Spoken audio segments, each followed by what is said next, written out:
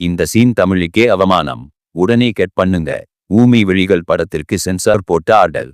1986ஆம் ஆண்டு சுதந்திர தினத்தன்று வெளியான படம்தான் ஊமை விழிகள். விஜயகாந்த், கார்த்திக், சந்திரசேகர், அருண்பாண்டியன், ஜெய்சங்கர், சரிதா, ரவிச்சந்திரன், இளவரசி, ஸ்ரீவித்யா, விசு, விஷ்மு, செந்தில், மலேசியா வாசுதேவன் ஆகியோரின் கூட்டணியில் எடுக்கப்பட்ட இப்படத்தை இயக்கியது திரைப்பட கல்லூரி மாணவர்கள்தான். அப்போது திரைப்பட கல்லூரி மாணவர்கள் என்றால் மதிக்க கூட மாட்டார்கள்.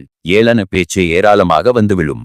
ஆனால் அத்தனையும் இந்த படத்தின் மூலம் தலைகீழாக மாறியது. பாரதிராஜா, பாலச்சந்தர், பாக்யராஜ், பாலுமகேந்திரா, டி ராஜேந்தர் என பல ஜாம்பவான்களும் கொடி கட்டி பறந்த அந்த காலகட்டத்தில் இப்படம் சென்னை திரைப்பட கல்லூரி மாணவர்களுக்கு பெருமை சேர்த்தது. ஹாலிவுட் படங்களுக்கே உரித்தான சஸ்பென்ஸ் த்ரில்லரை தமிழ் திரைப்படத்தில் பார்த்து ரசிகர்கள் பரவசமடைந்தனர். ரவிச்சந்திரனின் வெள்ளத்தனம் மிரள வைத்தது மட்டுமல்லாமல் சினிமாவில் அவருக்கான ரீஎன்ட்ரியாகவும் அமைந்தது. ரிசார்ட்டுக்கு வரும் இளம் பெண்கள் சந்தேகத்திற்கு இடமான முறையில் காணாமல் போகிறார்கள். இதனை விசாரிக்க வரும் பத்திரிகையாளர் சந்திரசேகர் கொல்லப்படுகிறார். இதனை எறிந்த பத்திரிகை உரிமையாளர் ஜெய்சங்கர், காவல்துறை கண்காணிப்பாளர் விஜயகாந்த், பத்திரிகையாளர் அருண் பாண்டியன் ஆகியோர் இணைந்து கொலையாளியை கண்டுபிடிப்பதே இப்படத்தின் கதை. இந்நிலையில் ஊமை விழிகள் திரைப்படம் குறித்து இயக்குனர் அரவிந்த்ராஜ் பல தகவல்களை பகிர்ந்துள்ளார். அவர் கூறியதாவது, ஊமை விழிகள் படத்தை எடுத்து முடித்துவிட்டு பார்க்கும் பொழுது ஒரு லிங்க் தேவைப்பட்டது.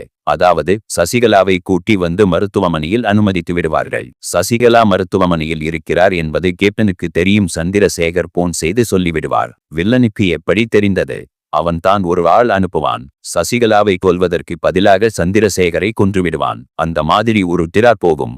இந்த சீக்வன்ஸுக்கு எப்படி போன் செய்து சொல்வது எனும் போது மருத்துவமனையில் ஒரு மருத்துவர் இருப்பார். வில்லனோட ஆள். அவர் சொன்னதாக லிங்குக்காக ஒரு சீன் எடுத்தோம்.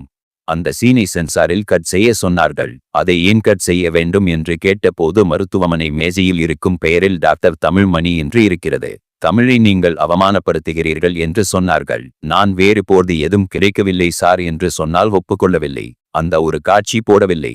சென்சார் போர்டு 16 காட்சிகளை கட் செய்யும்படி சொல்லி 8 காட்சிகளை கட் செய்ய சொன்னார்கள். அந்த காட்சிகள் படத்தில் இருந்து போனால் கூட படத்திற்கு பாதிப்பு ஏற்படாது. அந்த மாதிரி ஒரு 8 காட்சிகளை கட் செய்துவிட்டு படத்தை ரிலீஸ் செய்தோம் என்றார்.